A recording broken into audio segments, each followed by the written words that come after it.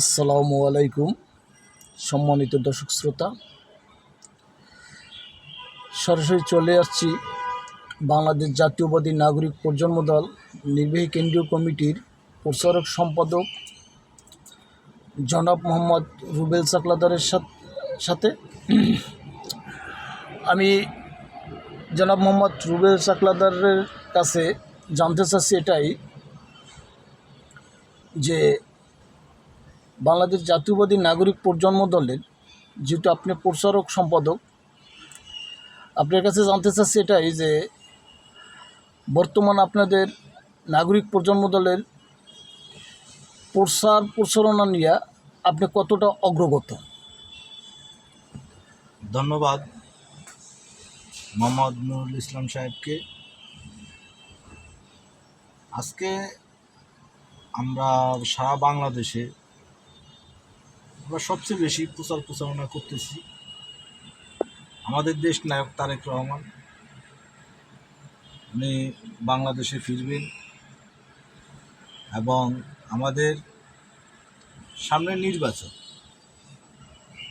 সেই নির্বাচনের কার্যক্রম নিয়ে আমরা সকলেই অবশ্যই ব্যস্ত থাকি এবং প্রচারণা নিয়ে ব্যস্ত থাকি।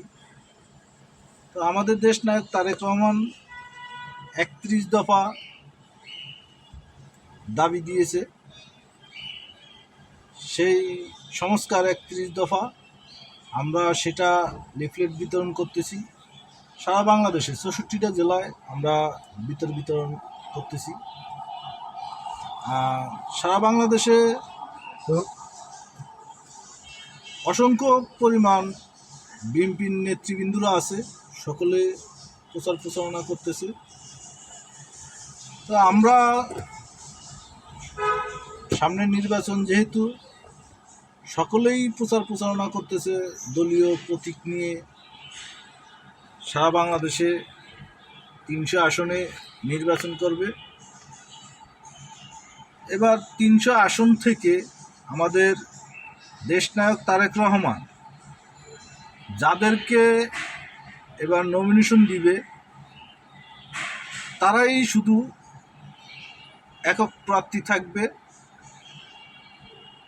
বাকি যে সকল নেতৃবৃন্দরা আছে সকলে ঐক্যবদ্ধ হয়ে ওই প্রার্থীকেই সমর্থন করবে, এটা আমরা আশাবাদী এবং আমাদের দেশ নায়ক তারেক রহমান আশাবাদী।